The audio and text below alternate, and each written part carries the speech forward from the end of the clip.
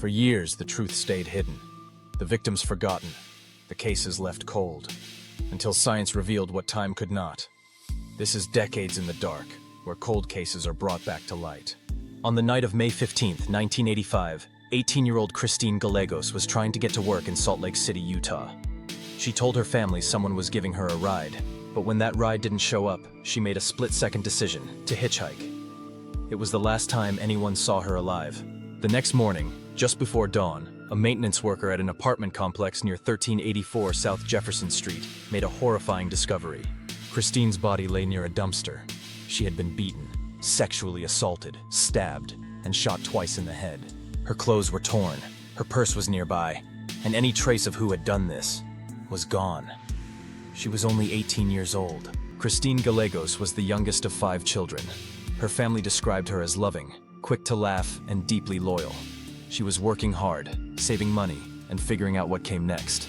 She loved music, friends, her mom's cooking. She was just getting started. And then she was gone. In 1985, the Salt Lake City Police Department launched a full-scale homicide investigation. They interviewed witnesses, collected physical evidence, canvassed the area. But no one had seen what happened. Christine had no known enemies, no risky behavior, no clear threats. They recovered DNA from her body, but in the 1980s, that meant almost nothing. There was no national DNA database, no genealogy tools, no way to match an unknown profile unless the suspect was caught for something else. They ran it through every method they had. Nothing hit. The case went cold. For years, Christine's family grieved in silence. Birthdays passed, Christmases, empty chairs at family dinners. Her mother, Leah, kept a photo of Christine in her living room. "She was my baby," she told reporters. "I missed her every day." Over the decades, detectives revisited the case, hoping time or technology might help. The physical evidence had been preserved carefully. But CODIS, the national DNA database, yielded no matches. Christine's killer remained a ghost, and then came 2023.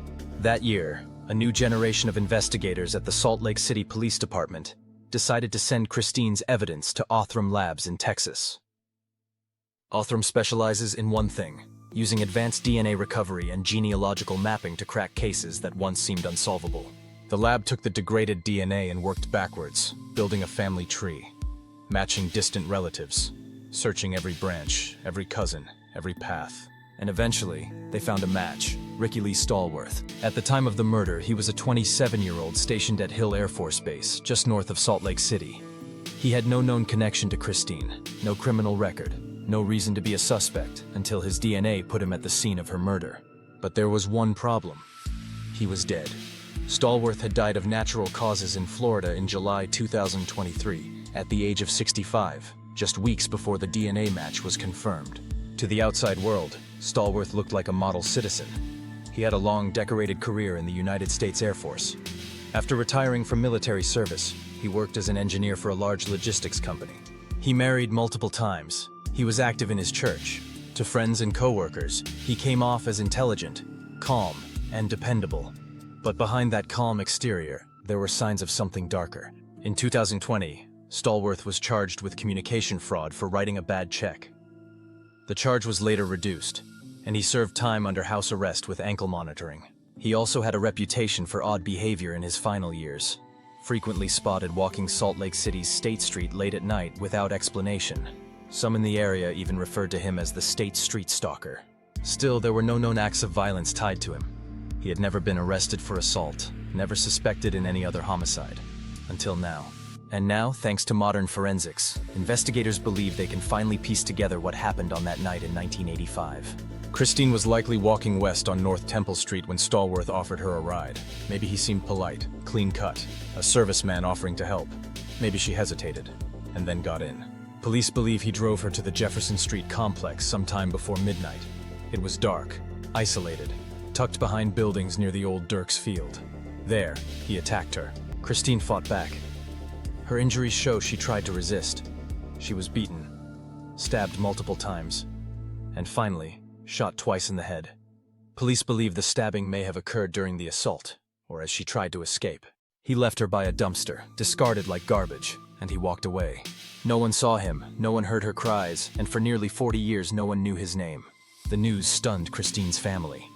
For nearly 40 years they had lived without answers. Now they knew who did it. But there would be no trial, no courtroom testimony, no face-to-face confrontation, no prison sentence, only a name and an end. Christine's mother, Leah, now in her 80s, spoke at a press conference in 2025. Her voice trembled but remained steady. "All these years," she said, "I just wanted to know who, and now I do." She thanked the detectives, the scientists, the community that had never forgotten her daughter. But she also spoke of what was lost, of the birthdays, the hugs, the life Christine never got to live. She ended with a quiet message to other families waiting for justice. "Don't give up. They told me the same thing, and they were right." Detectives credited Othram Labs in the growing power of forensic genealogy.